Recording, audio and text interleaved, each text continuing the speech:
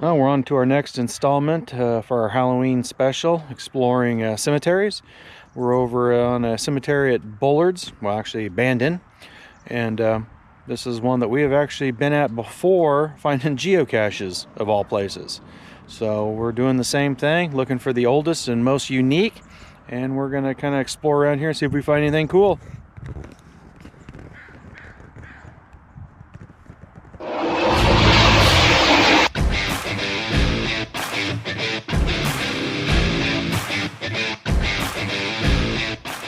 Here's one that's interesting.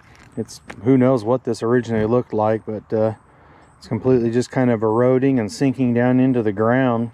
Don't know if this was something that was standing or what, but the date is 1827 to, it looks like a 19 something. Got some weird symbols and stuff on it. Can't really tell what any of it is. And then just over here in the distance, there's like several unmarked ones. The one looked like it had a headstone at one time, maybe gotten stolen or fell off, rolled off the hill, who knows. The other one just completely gone, but people have been still leaving flowers and stuff at them.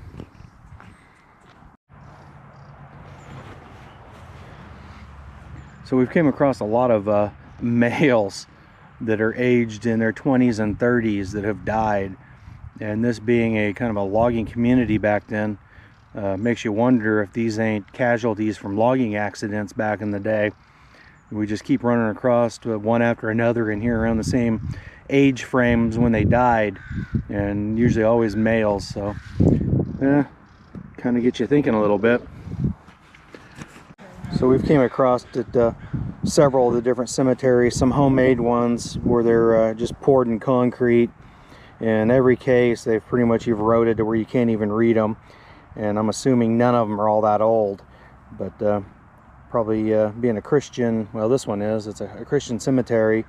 They probably believe in whole burial, not cremations, and so it gets kind of expensive, and any way they can save a few dollars to bury their loved ones is what they got to do. Catholic. Oh, maybe it's a Catholic. Yeah, Catholic cemetery, I'm sorry. Says W.M.H. Green, Captain, 2nd Regiment, drowned April 12th, 1892. Well, first interesting one.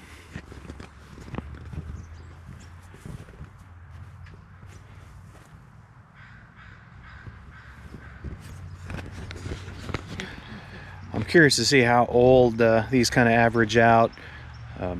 I don't think we're going to find as old of ones as we've seen in the other cemeteries back home. I don't think these towns around here were established back then, and I think most people were just kind of buried at their own home property, homesteads and stuff. So we'll see what we can find here. Hopefully we'll find something unique and interesting though. Here's the second one that we have found that is in the shape of a tree and died relatively young again. Makes you almost wonder if it was another logging accident. J. Hunt, born 1873 and died 1899. Can't read most of the stuff at the bottom of it.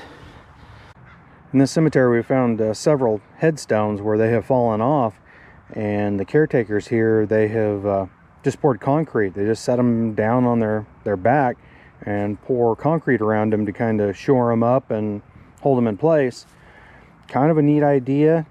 But I don't care for how the face of them now is to the rain and weather. I feel like it would erode them just that much quicker. But I guess you just got to do what you got to do to try to preserve them with what you have. So, might have found our most unique one so far. This one's actually really cool. It's in the shape of a tree. And then John M. Conrad. He was born September 14th, 1867, died June 3, 1905, age 38 years old. So we just stumbled across a really neat one. Got reading it. This thing is huge. Great big solid, I'm not sure what this type of stone it is, but got reading it, and in memory of George Bennett BL, Trinity College, Dublin, Ireland, founder of the town of Bandon, Coos County, Oregon. Died October 15th, 1900, age 73 years. And then it says located in Bandon, Coos County, May 23, 1873, coming from his birthplace in Bandon County of something Ireland, at which place he published the history of Bandon in 2 volumes, and he was engaged in writing the history of New Bandon at the time of his death. So got a little bit of history on this one. This might be one we might have to go back and do a little looking on, see if we can find some more information on this person. As we were leaving, we found a pamphlet at the cemetery that was explaining Lord Bennett and some more neat information on him.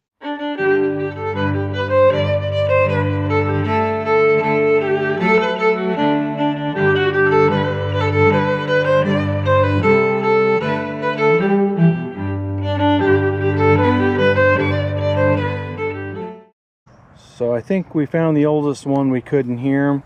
Elizabeth Clemens, 1833 to 1882, and Emma Gallier, I guess, 1862, 1886. So in here, the oldest one that we could find was this 1882. And so far, I think the most unique one was the founder of Bandon. So we're gonna have to go back and do a little research on that one, see what more information we can dig up on him, and try to add it to this video. So I think that's going to be pretty much it for this series for today, and I hope you guys enjoyed it. We'll catch you later, and bye.